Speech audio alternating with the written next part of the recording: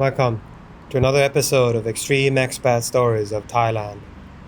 Hello, I came here for love and freedom and woke up trapped in a hospital bed, buried in a 400,000 baht debt, staring at the possibility of dying in a Thai prison. I keep a hospital wristband in my wallet now, a tiny strip of plastic that proves the nicest thing I ever did for myself turned into the costliest mistake of my life. I wasn't some backpacker. I had a career, savings, and a plan. And in less than a year, Thailand took all of it, piece by piece, until nothing was left. By now, you've heard a million Thailand stories, but mine is truly unbelievable. And every word is true.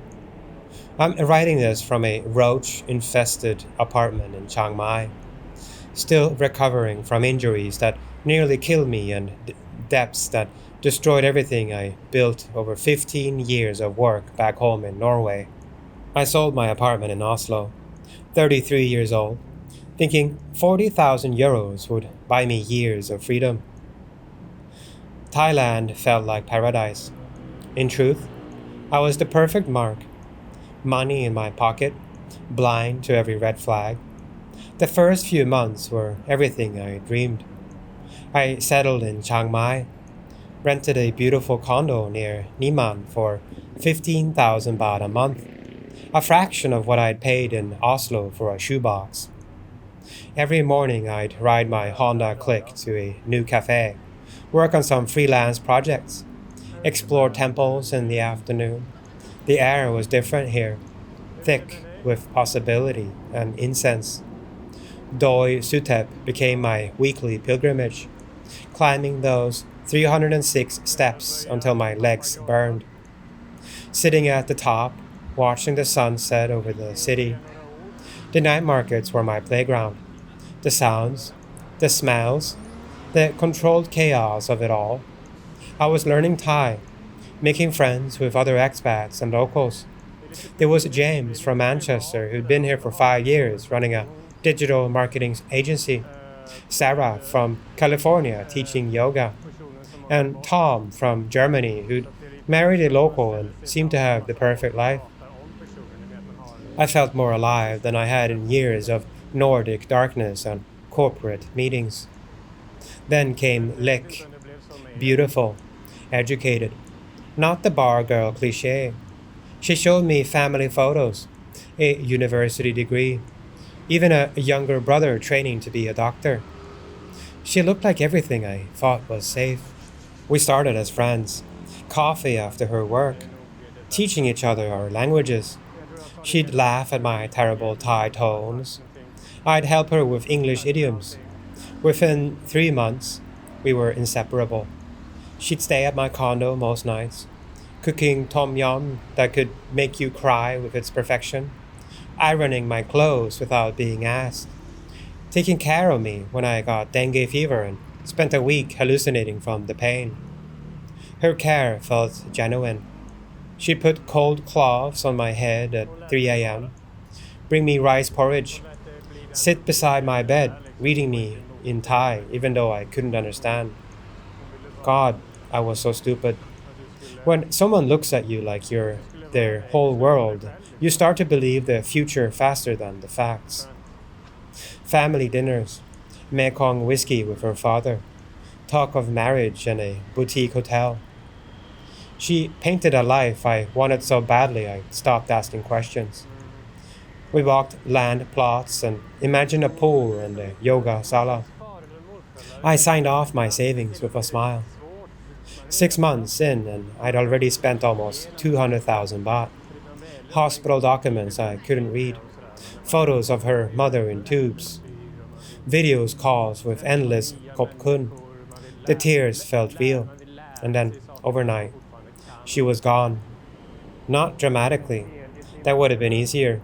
She just became increasingly unavailable, working late at the agency, special Chinese tour groups that needed evening attention, visiting her sick mother who'd been moved to a hospital in Chonburi, phone problems, Thailand's network, you know how it is.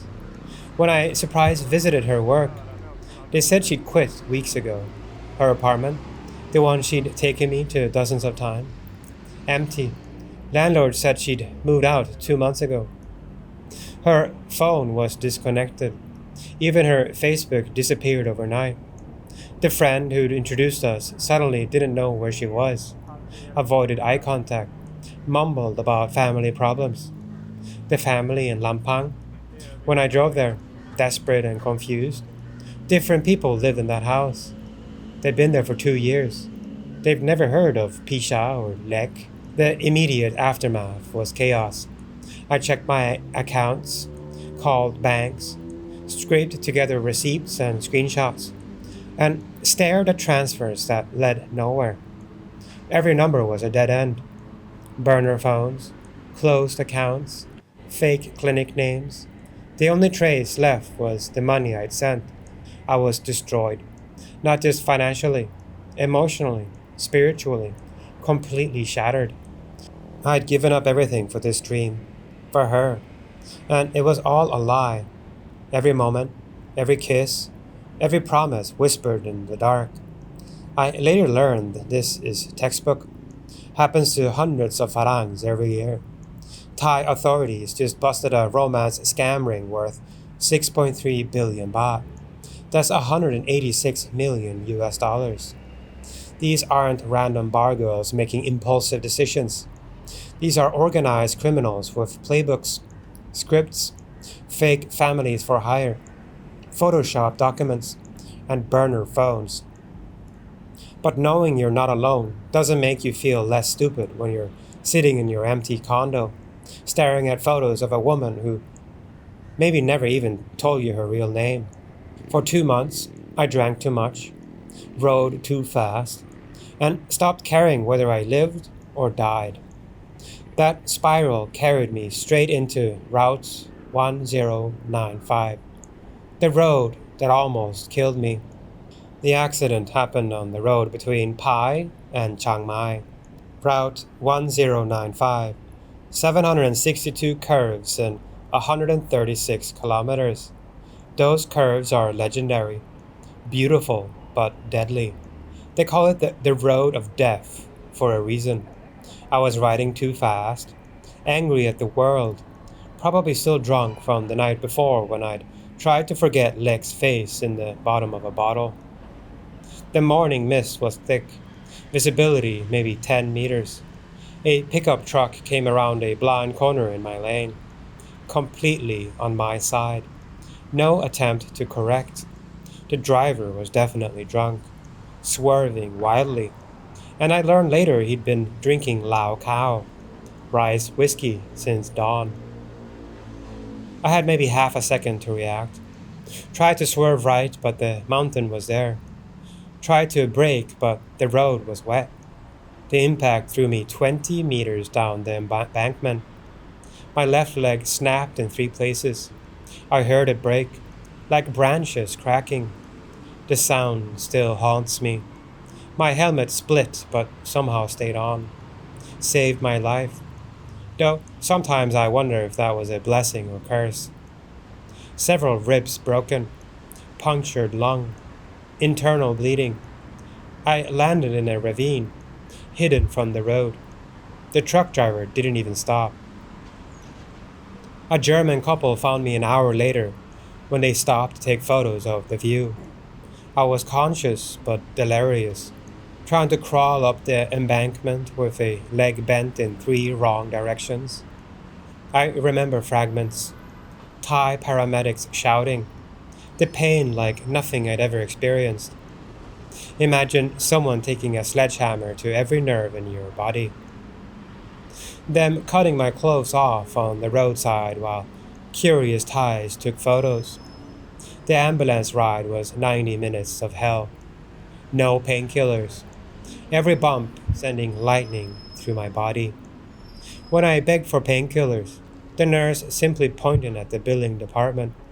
Everything was transactional. Morphine wasn't medicine. It was a line item. I learned quickly that hospitals here don't see you as a patient, but as an investment. The longer you suffer, the more you owe. That realization was more painful than the broken bones. I woke up 3 days later in a private hospital in Chiang Mai, machines beeping, everything smelling like disinfectants and fear. The pain was excruciating, but nothing compared to what when they showed me the bill. 400,000 baht and climbing every day. My leg needed multiple surgeries, metal rods, months of rehabilitation, no insurance. I'd let it lapse in my depression, thinking I was invincible, thinking nothing worse could happen after leg. Every hour in that bed was costing me more than most Thais make in a month. Every painkiller, every bandage, itemized and inflated. The British DJ who nearly died in Thailand faced £100,000 in medical bills. I'd read about him, felt sorry for him, never thought I'd be in the same position. The nurses were kind, but the administration was ruthless. They wouldn't release me until I paid. Imagine lying in a bed, leg shattered, and realizing you're not a patient, you're collateral. Every hour you breathe is another charge on the bill, and the only cure is money you don't have. They were polite, but firm. This is business, not charity.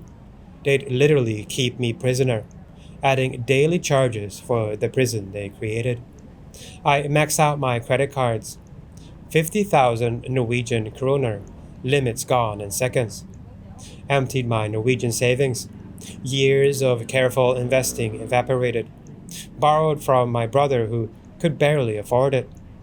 Still short 200,000 baht. That's when I made the worst decision of my life.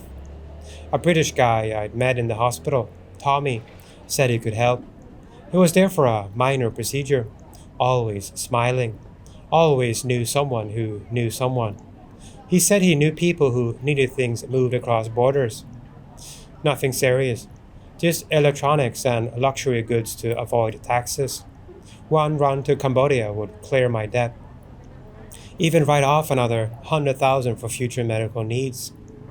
I was desperate, in pain from where they'd reduced my morphine to pressure payment, not thinking clearly. My leg was still in a metal cage. I could barely walk, but I needed that money. I agreed. The package was supposedly phones and tablets, sealed boxes, professional looking, even had fake invoices from a legitimate electronics supplier. Tommy's Connect, a Thai guy named Noi who had gold teeth and prison tattoos he tried to hide, gave me a van, told me exactly which border crossing to use, which guards were friendly, gave me 20,000 baht up front, said I'd get the rest on return, showed me photos of other successful runs, happy foreigners holding cash. Even in my state, I knew something was off, but desperation makes you stupid, and I was desperate as hell. 50 kilometers from the border, the police were waiting. 6 officers tore the van apart while I stood on crutches. In the sealed boxes, kilos of meth. In seconds, I went from desperate patient to accused trafficker, facing a sentence that could end my life. I had no clue how to prove I'd been set up. The next hours were the worst of my life. A concrete cell in some rural police station that looked like it hadn't been cleaned since the Vietnam War. No interpreter. Officers taking turns screaming at me, showing me pictures of executed drug dealers, newspaper clippings of foreigners getting life sentences. One kept making a hanging gesture, laughing when I cried. I knew about Thai drug laws. Singapore and Thailand don't mess around with drugs. Swedish guy who got life for a meth lab in Rayong. Another Norwegian serving 40 years in Bangkok Hilton.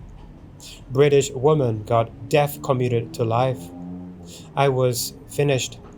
My life was over at 34. They wanted names, connections, claimed I was part of a major network, showed me organizational charts with my photo already added.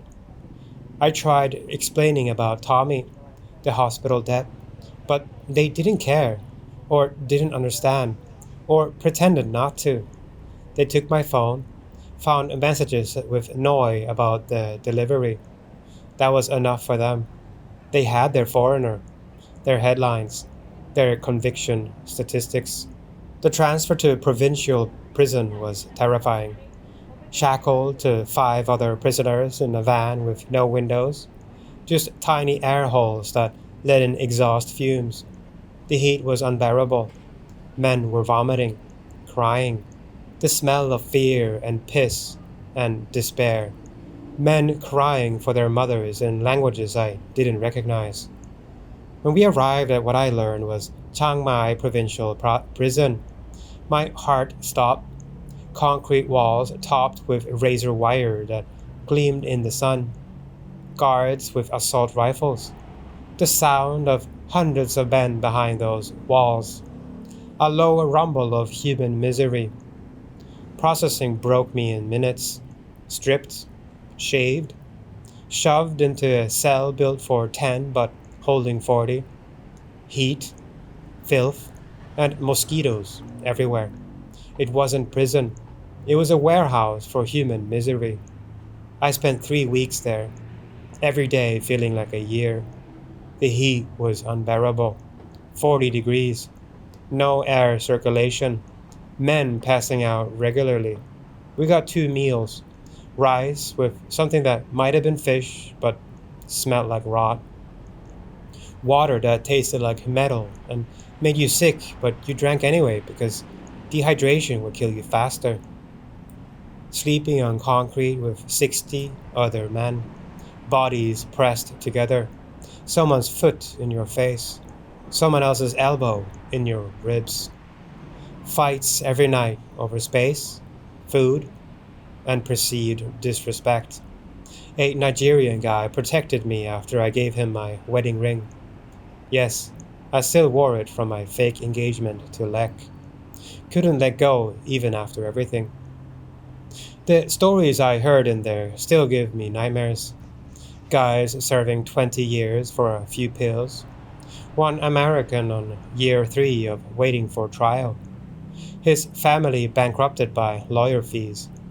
A Japanese businessman who'd been framed by his Thai partner. Signed documents he couldn't read. Everyone had a story of innocence, but some were probably true. The guards didn't care. We weren't human to them. We were animals. Entertainment. A paycheck. Thai prison has its own economy, its own rules. Everything cost money. A real blanket, decent food, phone calls, protection from the gangs. Families bring supplies, but I had no one. I survived on handouts from other foreigners, mostly Europeans who'd been there longer. They called fresh arrivals fish. We flopped around confused until we learned to swim or drowned. Many drowned. Suicide, disease, violence, or just giving up. One night, a guard sold cigarettes to inmates by throwing them into the cell like we were animals at a zoo. Fights broke out instantly, men clawing at each other for a single smoke. I saw a 60-year-old Frenchman get stomped half to death over half a pack. The guards laughed while it happened. That's when I understood. Here, your life is worth less than tobacco. The worst nights, they brought in a young Swedish kid, maybe 22, caught with party drugs at full moon. Pretty boy, soft, clearly rich. He cried for hours until the Thais had enough. They didn't hurt him badly, just enough to shut him up. Kicks to the ribs, slaps that echoed. We all pretended to sleep. That's when I understood. This wasn't about justice or rehabilitation. It was about survival. And survival meant becoming something you hate. A miracle saved me. The Norwegian embassy somehow learned about my case. Not from me. I hadn't been allowed any calls. Maybe the hospital reported it, or someone who knew me raised alarm. A vice consul visited, professional and cold, but speaking Norwegian was like hearing angels. She couldn't promise anything, but said they'd try. Took notes about my condition, the untreated leg infection, the weight loss, the bruises I didn't want to explain. Nights I prayed I wouldn't wake up, days I prayed I would. Prison turns you into something else. Not better, not worse, just harder. I still don't know if I came out alive or half dead. 2 days later, I was mysteriously released. No explanation. Just opened my cell at 4 a.m. Gave me my clothes back, now 3 sizes too big. Pushed me out the gates into the darkness. I learned later the police had caught Tommy and Noi with much bigger shipments. Dozens of kilos, weapons, connections to Myanmar militias. I was small fish, not worth the paperwork. Or maybe the embassy pulled strings. Or maybe someone was paid. I'll never know, and don't care. I stumble out with nothing. No money, no phone, no passport. The police kept everything as evidence. Leg still messed up from the accident. Now infected from the prison. Probably hepatitis from the prison. You don't want to know about the needles they reuse. Definitely PTSD that wakes me up screaming. But alive, free, that's all that mattered in that moment. I lost my savings, my passport, my reputation, and a future I'd been building for years. What I really lost, though, was trust. And you can't wire transfer that back. A Norwegian retiree from the expat community took pity on me, found me at 7-Eleven at dawn, recognized a fellow Scandinavian in distress, let me sleep on his couch, helped me get emergency documents from the embassy, lent me enough money to eat, 40 baht sometime, 30 baht cow pad, surviving on street food. I'd gone from successful engineer to homeless beggar in less than a year. Thailand had chewed me up and spit me out like so many before me. But the scams weren't done with me. While trying to get my life together, I got a video call from someone claiming to be immigration police. Professional looking, uniform, Thai government logos, pictures of the king in the background. Even had my case number, knew about my arrest. They said my visa had irregularities, linked to my drug arrest. I needed to pay a fine immediately or face deportation and blacklisting. 5-year ban from Thailand, they said, could extend to all of ASEAN. Everything looked official. They had my passport number, my case details, knew about the arrest, the dates, and even the names of the officers involved. The officers spoke perfect English with just enough Thai accent to be believable. They wanted 50,000 baht transferred immediately, showed me documents, court orders, threatened to send police to arrest me within the hour. Would have fallen for it completely if another expat hadn't walked in while I was on the call. Recognized the scam immediately. These fake police video calls are epidemic here. They've perfected them down to the threatening tone and official documents. Some even use deep fakes of real officers. That's when I realized Thailand wasn't just dangerous for the naive. It actively hunts foreigners. We're walking ATMs to many locals. Not all. I met incredibly kind Thais who helped me for nothing. But enough that you can never fully relax, never fully trust. The romance scammers, the fake police, the real police who might plant drugs, the hospitals that hold you hostage, the friends who aren't friends. It's exhausting living in constant paranoia. But paranoia keeps you alive here. I'm still here, if you can believe it. Partly because I have no money to leave. Norwegian embassy will only repatriate if you're dying. Partly because I'm now addicted to this place in the worst way. Thailand gets into your blood like a disease. You hate it, but you can't leave. Every day I think about going home, but home doesn't exist anymore. I burned those bridges, sold everything. My professional reputation is destroyed. My life in Norway is gone. Now I teach English for 300 baht an hour, barely enough for food. I spend evenings adding up rent and gigs, wondering which hustle will keep the lights on. It isn't a dramatic fall so much as a slow, humiliating grind that shows you exactly what you lost. Other expats nod like they know the score. Romance turned ledger, trust turned invoice. Over cheap beer, we swapped the same names and the same tricks. Proof this isn't bad luck. It's a quiet industry built on charm and a weak legal net. But you don't understand Thailand. Not really. You understand the Thailand that wants your money. The smiling, beautiful, exotic Thailand that exists for tourists and fresh expats. Underneath is something else. Something that doesn't care if you live or die, as long as you pay first. Something ancient and patient and hungry. I've watched hospitals cut life support when the money stopped. Seen police beat confessions out of men who swore innocence. And I met foreigners who will never leave Klong Prem. Men who started with the same dreams I had. I met Victor, a Russian who'd been here 12 years.